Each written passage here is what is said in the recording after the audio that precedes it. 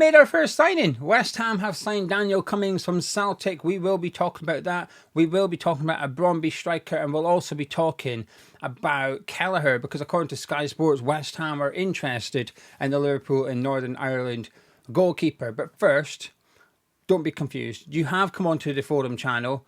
This does look like a Forum channel video going by the thumbnail, but it is me. Don't worry, Gonzo will be back in a couple of days. He's just having a little break, so you're stuck with me for this afternoon. Now, normally I will change this, or normally change the subscribers to reflect the Forum channel, but it confuses people.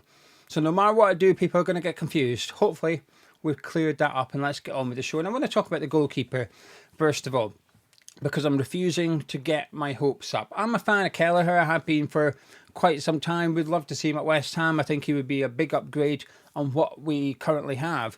And according to Sky Sports, we are interested in him. Leeds United are interested in him. However, it's still expected he will join Brentford. Bayer Leverkusen want to sign Flecken for 15 million. I think they're 3 million apart in their valuation by the sounds of it. Brentford want 15. Leverkusen are offering 12. You would imagine a deal will easily be struck between those two clubs. And Brentford's desire is to replace him with Kelleher of Liverpool. Now, they've obviously had some business in the past between the two clubs. Often they will go to Anfield to pick someone up. And I think it would be a good replacement for him as well. So reason one I'm not getting excited about this is because I think Brentford makes sense, and I think he makes sense for Brentford as well. I could see that happening. When it comes to evaluating transfers, that's what you do, isn't it? Whether it's your team or a transfer rumour not involving your team. Is the player going to move? Will the player join that club? Does that club want that player? And you come to a conclusion that sometimes it just makes sense. And I think Kelleher to Brentford is one of those. So that's reason number one, why I'm not getting excited. But the main one is reason number two, which is the price tag, 20 million. Now, I don't think it's an offensive fee for the goalkeeper you're going to get. I think he's a really good goalkeeper. Comparing him to Areola, I think he's a better shot stopper. I think he's much better with the ball at his feet. And if that's how we're going to play next season, that's why I'd like to see Kelleher at West Ham. In terms of dominating his box with high claims and whatnot, I don't think he's loads better than Areola. I've seen him at times look a little bit ropey when playing for Liverpool or Northern Ireland in terms of dominating that box. So he's not perfect, but is he an upgrade? Would he improve what we've currently got? And I would say yes, purely because I think it's fair to say that one of Potter's main desires from his goalkeeper is to play it out from the back, to be comfortable taking it from defence, holding on to it, inviting pressure and playing it out. I'm not sure Areola can do that. Kelleher, however, I feel can, but still a bulky price. And I'm just not convinced we will do that this summer. I'm not convinced we will spend big on a keeper. But if we did, what does it mean for Areola? Because Graham Potter has spoken about having too much money not on the pitch at West Ham. Now, he did say it in reference to the squad size, and that makes sense. Because like I said in the past, we've had some match days recently where Danny Ings isn't in the squad. Aguerd's still on loan, Cornet's still on loan, Zuma's still on loan, and you think about how much wages they're all on, it's over $500,000 a week, or it's probably not far off $500,000 a week. They're not in the matchday squad. So we do need to trim the numbers and get some players out the door. That makes sense. And that's what he could have just been referring to, a numbers thing rather than a financial thing. But given that we don't have European football, can we afford to have a goalkeeper on over 100 grand a week on the bench at West Ham? I don't think so.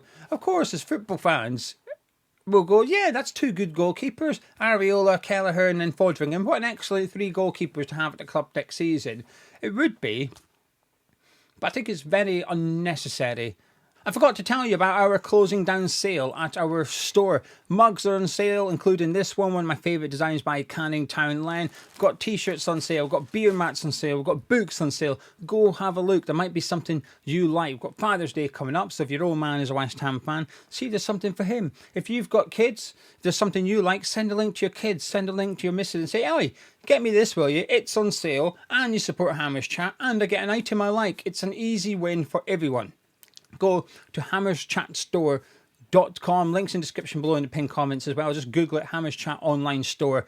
Lots of things on sale. It's closing down. We've got about a month or so until it's gone. So do not miss out.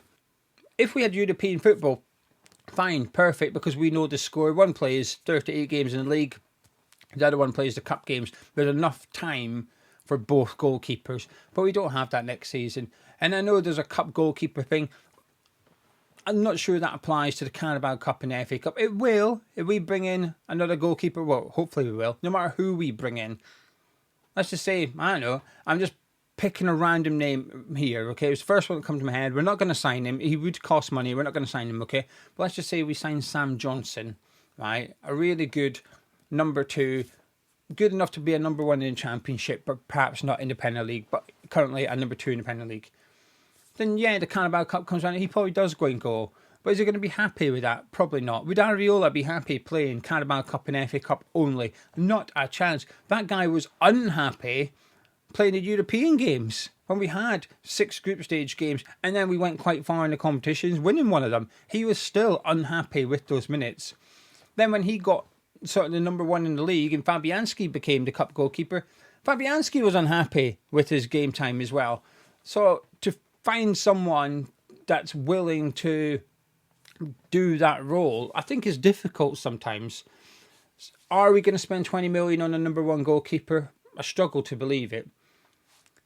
But are we going to spend 20 million on a goalkeeper and put Areola on the bench?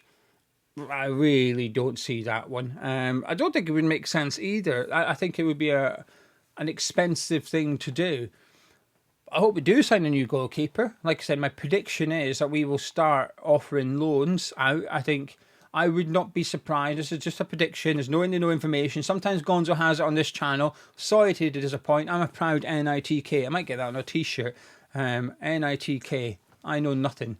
My prediction is I wouldn't be surprised if we were to go to Southampton and say, here's a loan offer for Adam Ramsdale, or if we went to Chelsea and said there's a loan offer for Robert Sanchez. That's a bit different. I think when you're not spending a substantial fee and bringing him in to compete with Areola, I think that's a different set of circumstances because of the finances attached to it. So Kelleher, would like to see it happen. Actually, scrap that. Would love to see it happen. I just don't believe it. But according to Sky Sports, we're in the race for him.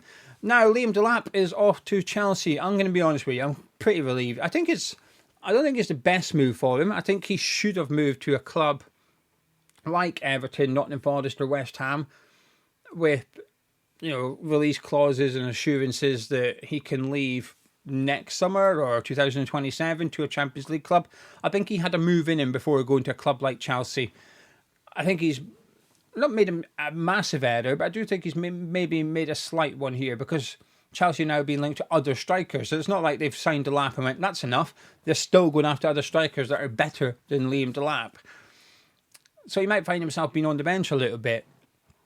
Could we loan him? Could West Ham go into Chelsea and say, well, we'll have him? And I'm saying it here. I'm not putting in the title or thumbnail because of the abuse I'd get. I'll say it here. I would have Nicholas Jackson at West Ham all day long. I like him. I really like Jackson. He's not perfect. Of course he's not. But there's a lot about his game I like. And I think if someone could just coach him a little bit and just mould him, I think you've got a really good striker on your hands there. So if Chelsea signed Delap and a other striker, maybe Nicholas Jackson to West Ham, I would be all for that. But I have to admit, I'm pretty relieved he's going to Chelsea. I was a bit worried that he would join an Everton, a Nottingham Forest, a Man United, teams that we are expected to be competing with next season. That feels weird saying that. We're going to be competing directly with Man United.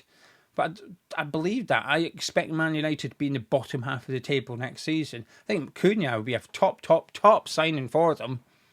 But is that enough to take them from 16th up to 6? I'm not sure about that. It was enough to take Wolves from 18th up to 16th or 15th, wherever they finished. Anyway, in terms of strikers, before we discuss Cummings, Kvaratskhelia, the Brøndby striker, we're being linked to him again. That rumour is... There's a couple of rumours now that are just not going away. So we got linked to quite a few players from the Belgian league and the Danish league and the Swiss league. And some of those names have just disappeared over the last few weeks. But actually, there's one or two that have stuck. And he is one of them. But the reports are that we are serious about him. And we're going to be competing with the likes of Celtic to try and sign in 22 goals and assists in 29 games last season for Bromby. So maybe a transfer rumour to keep an eye on. But in terms of Daniel Cummings, it's all agreed, it's all done. Fabrizio Romano confirmed it last night on social media. He will become a West Ham United player on the 1st of July. 30 goals last season for Celtic B team. Important, B team, not the first team. And let me just put the context around the B team. They play in the Lowlands, which is the 5th tier of Scottish football. Now that's split into two. They've got the Highlands and the Lowlands, just like the Conference North and South, for just that geographical reason, so that you don't have to spend loads of money going up and down the country if you only keep it in a certain region. So he plays for Celtic B team, which is in the Lowlands, which is 5th tier football. So it'd be the equivalent of West Ham under 21s playing in the 5th tier of English football, possibly even less than that, because I reckon, I don't know, #United would give Celtic B team a game. That's the standard of the Highlands and the Lowlands. It is not a good standard. But anyway, you can only beat what's in front of you and all that, right? And for Celtic, it's good for their youngsters to go in there and play competitive football from such a young age. Now, it depends on which side of the coin you want to believe. The Celtic camp are split into two here. So we're going to have to pay £300,000 training costs, the compensation for them. That's fine. So half of, I say half, but just some of the Celtic fans think he's money grabbing so-and-so and he's leaving Celtic high and dry purely because of the financial pool of the Premier League, which may be accurate. Then there's the other side, which is that Celtic don't do enough to keep their youngsters and don't give enough opportunities to youngsters. Because there's been quite a few players have left Celtic over the years. You know, Hickey going to Brentford. Ben Doak, he's possibly a really, really good one. Because I'm telling you now, you've probably heard of Ben Doak. I keep mentioning him. If you haven't heard of him, I'm telling you about Ben Doak now. You will know about him in a few years' time. He's going to go on and become a top winger in the Premier League, I think. If we didn't have Bowen, I'd be all over him. But anyway, he left Celtic in similar circumstances. Joined Liverpool a few years ago. They got about £500,000 training compensation, maybe a little bit more because he was held in such high regard. Rocco went to Watford last summer, I think it was. But there's been quite a few youngsters pinched from Celtic B team. So they've got an issue, they've got a problem hanging on to what they consider to be their top talent. But if we go back 12 months ago, there was a couple of players in Celtic B team, including likes of Donovan, actually got a contract. Cummings didn't. So he got a new deal with Celtic and he signed it. Cummings didn't. And if we stay with the second side of the coin here, there's a lot of Celtic fans believe that had Celtic made him a contract offer, and a good one, he would have signed it. Because he's been there since he was about 6 years old. This guy is Celtic through and through. Now, it's obviously not the same as Alexander Arnold, but he's a huge, huge Celtic fan. So their fans are clearly going, well, why is he leaving then? You know, why would you not stay here? And I think when you're that involved, when it's happening to your club, you're very emotional, and it's, you know, anger, frustration can sometimes be the overriding emotion about this. From an outsider looking in, I don't think Celtic do enough. I don't think Celtic give enough opportunities to youngsters. When you look at the players coming through the academy at Celtic, it's not lots, and it should be better. Obviously, he got his chance in the Champions League against Aston Villa, came on and looked quite good off the bench. But the thing with Celtic is, if you play, I need to double check this, I think it's 5 games. If you're in the Celtic B team and you make 5 appearances for the first team, you can no longer play for the B team. So it's to stop Celtic flooding the B team with the reserves, essentially. If you want to look at it as West Ham, let's just say West Ham under 21s played in the 6th or 7th tier of English football, and we had the likes of Lewis Orford and Casey playing, that's fine. But the minute they play their 5th game for West Ham's senior team, they can no longer play in that. Which is fair, right? Because otherwise, we would just stick Andy Irving in there. We'd go, oh, well, Irving's not playing. Danny Ings isn't playing. Let's just stick him in under 21, so he's playing competitive football. So then all of a sudden, in the 6th or 7th tier in English football, you've got Danny Ings running around up front. So in terms of fairness for the Lowlands League, that's the rule. Cummings can't just keep flicking between the two teams. So it does make it difficult, I suppose, because when you call them up and keep them in the first team, you keep them in the first team.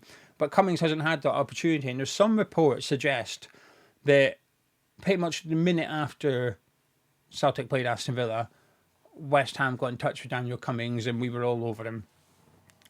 And Celtic hadn't even offered him a new contract until the end of January. And by that time, West Ham had been negotiating with Cummings for a couple of weeks. So that's some of the reports. It depends on what you want to believe. I believe a bit of everything. I believe that he was lured to England with money. I could imagine the contract Celtic would have offered him might have been a lot of money from you and I, £1,000 a week or something.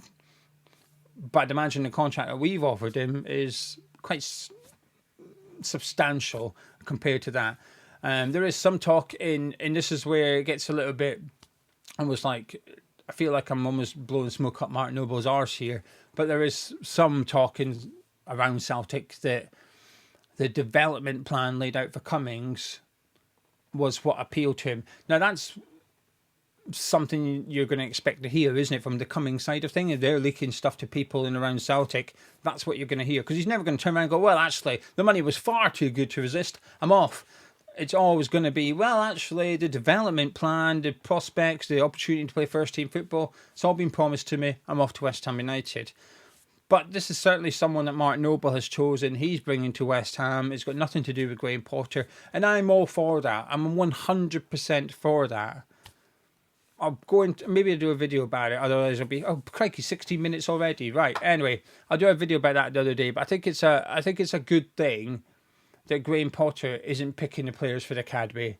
He shouldn't. And I don't think, he probably doesn't really want to either. And he shouldn't be. Keep it separate. Anyway, Daniel Cummings, he's a West Ham United player officially on the 1st of July. I imagine we'll see him in pre-season, and I think we'll probably see him in the under-21s next season. And maybe we'll put him out on loan. I think we'll loan some of the youngsters out. I think Callum Marshall needs another loan. But I'd imagine we might keep Cummings around so that he's in the under-21s. We've got him at the club. But if there's an injury or an opportunity of that, we can then put him into the first team. Because unlike Celtic, we don't have a rule where if he makes 5 appearances, he's got to stay in the first team. He can play 10 appearances and finish up the end of the season playing for the 21s if he really wants to. My guess is that would be the plan for Cummings, to have him around the club for this season, playing under 21s football, but almost being probably the 4th choice striker. I'd imagine Bowen will be ahead of him as a striker option, Fulkrug, and anyone else we sign. And by that, I mean, I think Bowen will be used as a striker by Potter, but also say Bowen was on the right wing and Fulkrug and the other striker got injured. I think Potter would rather move Bowen up front than bring a youngster in. Hopefully I'm wrong. We'll wait and see. But anyway, Daniel Cummings is a West Ham player. Kelleher, I still think he'll join Brentford, but we're being linked to him. Fingers crossed, because it would be a good signing for us. And that Bromby striker, if you've heard about him, let us know in the comments below, because I've never heard about him until about a month ago. But that's one rumour that's just not going away. Anyway, I'm off. Don't worry. Gons will be back very, very soon. But if you enjoyed this video, please do drop a like on it by clicking thumbs up. Subscribe if you're new to this channel as well as the other channel. And I'll catch you in a bit.